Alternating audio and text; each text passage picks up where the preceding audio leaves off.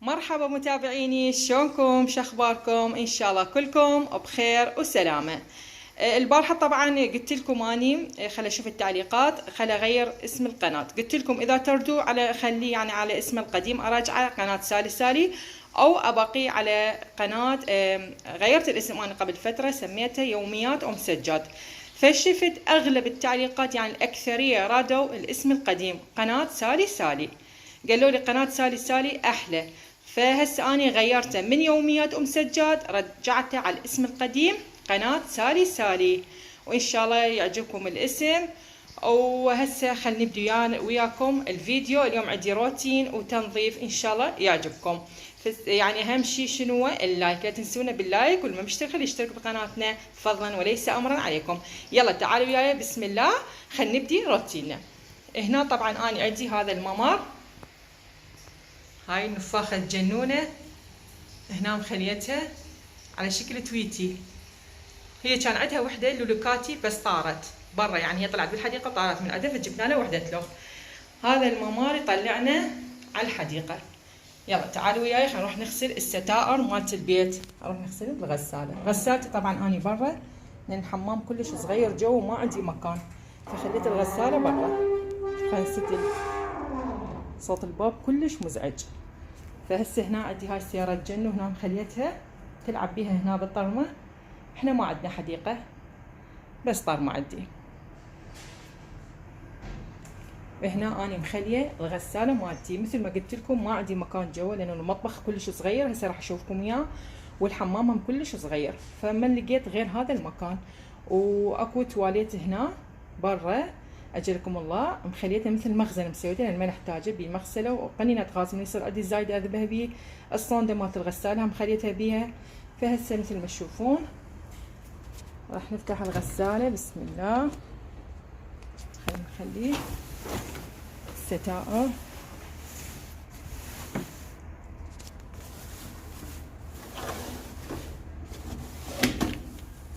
خلينا نخليها الزاهي ومعطر. هنا عندي هاي الزاهي خليله، راح نخليله المعطر مال الملابس. هو هذا المعطر نفسيته، هم مال الملابس وهم مال الارضيات للمسح، تخليه ريحته كلش طيبه. خلينا نخلي شويه من قده كلش كافي.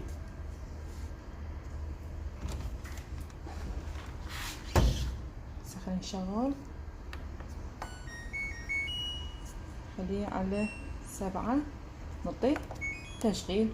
وهذا هسه خلينا نروح ندخل جوا حتى نكمل باقي الروتين.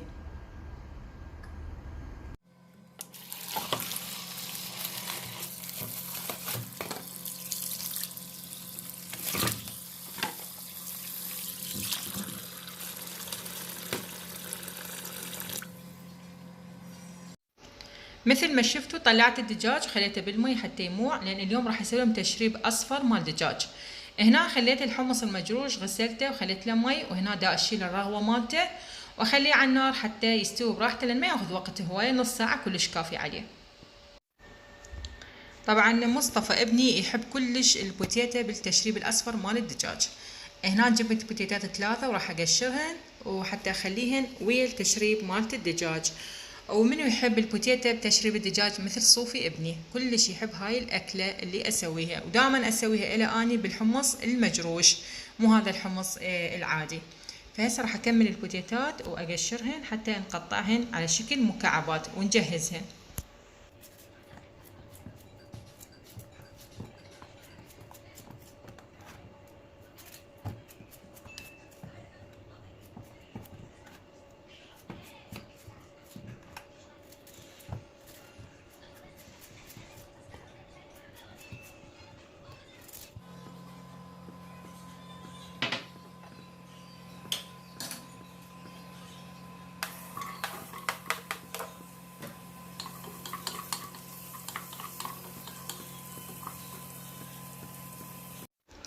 مثل ما شفتوا خليت البصل على النار وحمسته ويا الزيت على ما شويه بس ذبل عندي البصل.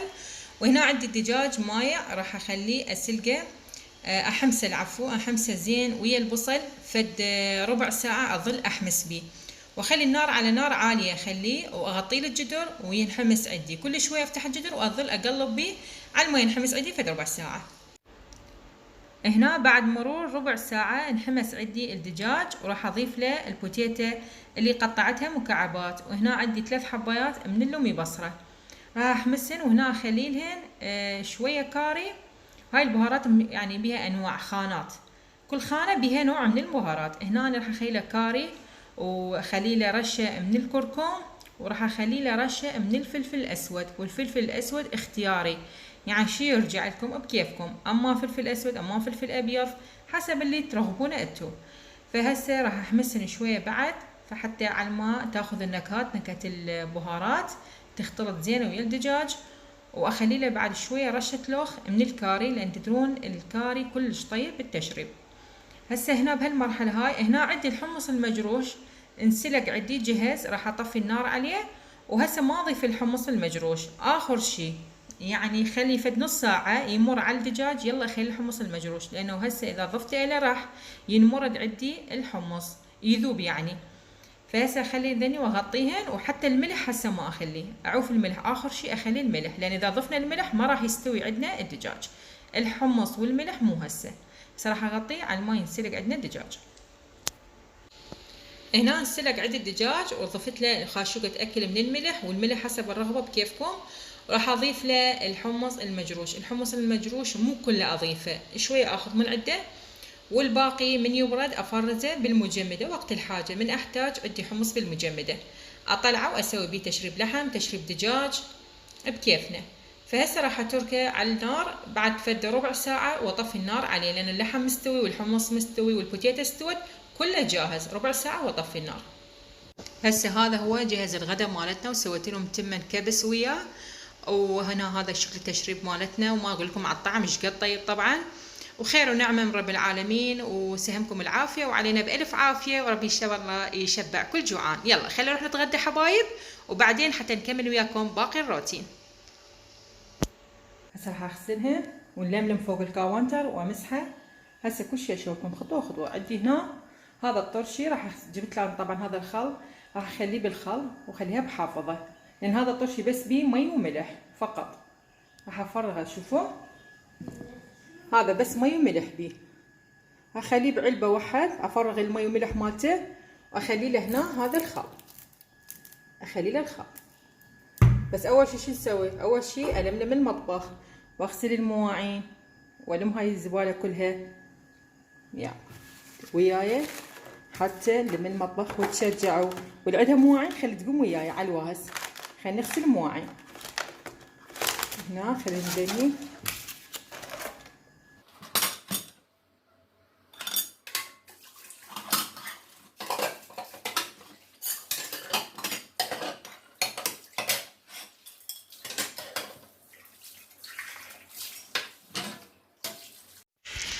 هسه بين ما نغسل مواعين اكو سؤال يتكرر عليه على طول بالقناة، وهواية من البنات يكررون عليه نفس السؤال يكرروه، والكم حق عليه انه اني اوضح لكم وافهمكم واقول لكم السؤال، يعني اجاوبكم على السؤال اللي تسألوني اياه باستمرار.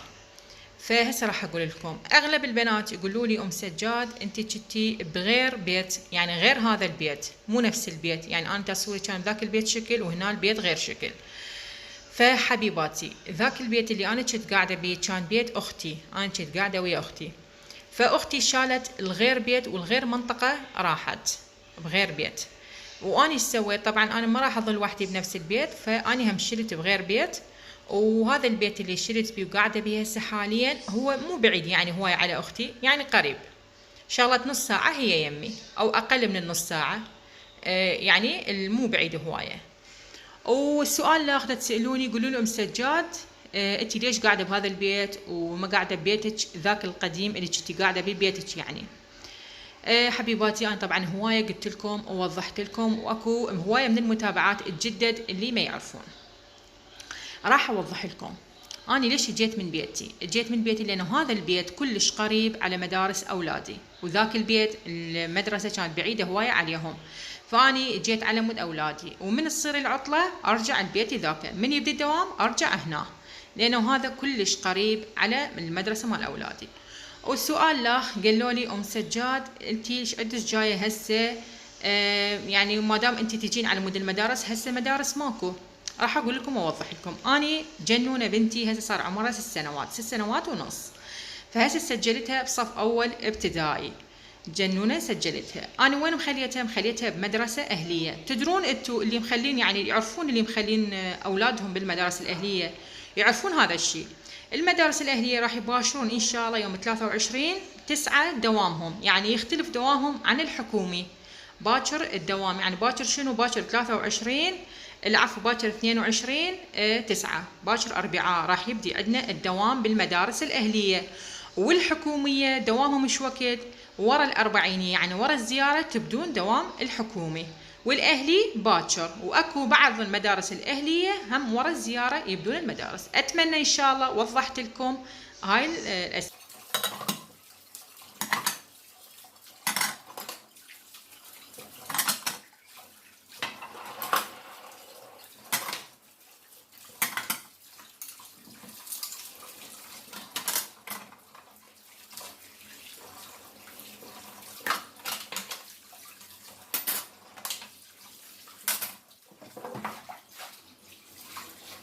هسه راح امسح الطباخ. طبعا الطباخ هو نظيف، ما يحتاج اخلي له مزيل الدهون، بس بسفنجه وشويه زاهي اغسله.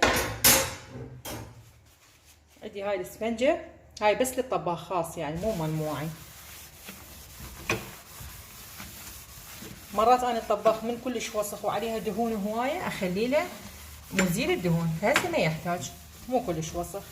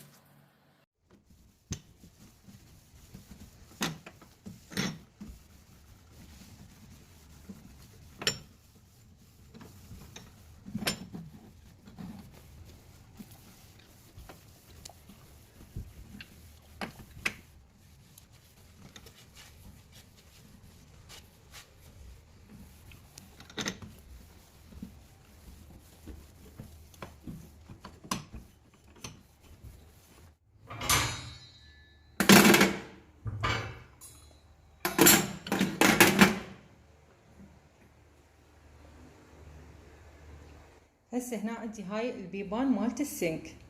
اني بين يوم ويوم لان تدرون بسرعه تتوسخ، هاي اجلفن بس هيجي حتى يبقى نظيف.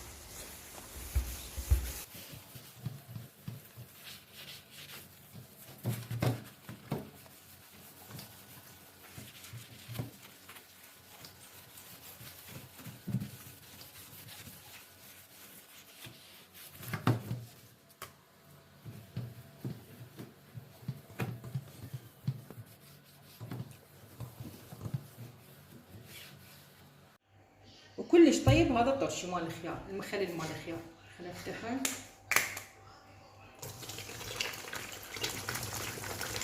فرغ المي مالت المالح.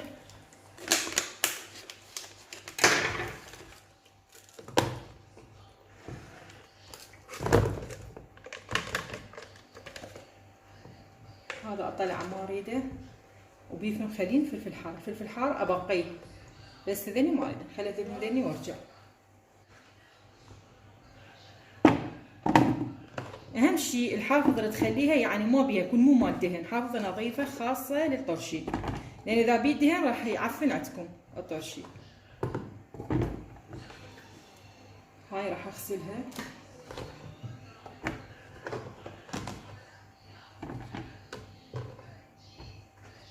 انا يمي هذا الطرشي او المخلل مال الخيار هذا أأمن واحسن من مال البر. هسه فتحت هذا الخل وراح اديره فوقه.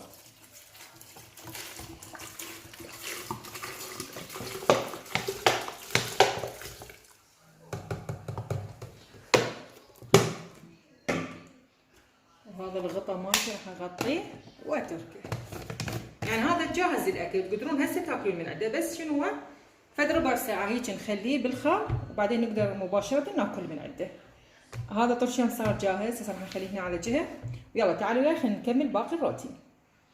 هنا عندي هذا اللي شفتوه معطر عام، هذا مال ارضيات ومال ملابس ماكو شو. عندي هذا الديتول اللي ما استغني عليه، على طول استخدم هاي النوعية، مركز كلش يعني كلش، يعني نص قبغ على سطلة مية خليه وامسح البيت بنص قبغ كلش كافي لانه مركز وهذا اصلي.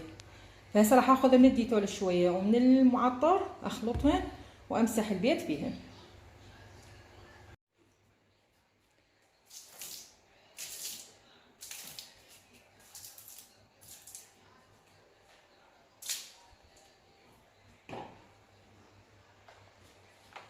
طبعا اني كانسل القاع نظيفه، بس مجرد انه امسحها. هي الارضيه نظيفه لان انا باليوم مرتين ثلاثه امسح، هوايه امسح يعني احب المسح، فالقاع نظيفه. هسه ان شاء الله من امسح اكمل اشوفكم شكل المطبخ، لان انتم ما شايفين المطبخ، اول مره راح تشوفونه. انتم شايفين ذاك المطبخ مال بيتي، بس هذا البيت اللي انا قاعده فيه انتم ما شايفينه.